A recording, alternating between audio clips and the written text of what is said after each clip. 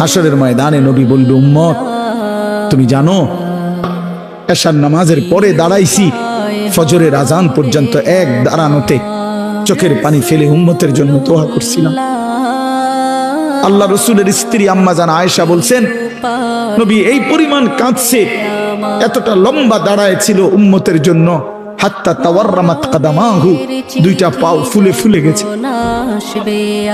আল্লাহ নবী বলবেন, উম্মত আমি 23 বছর কাঁদছি রে, প্রতিটা রাত কেঁদেছি, দিন কেঁদেছি। আমি এই পরিমাণ পিঠটা খুলে দেখাবে চাদর সরিয়ে, আমার উম্মত আমার পিঠটা দেখো, তায়েফের পাথরের আঘাতে আমার পিঠ পরিমাণ ছিদ্র ছিদ্র হয়ে গেছে। আমি সেই নবী যে নবী তোদের জন্য পেটে ক্ষুধার কষ্টে পাথর ভাঙছিলাম দুইটা।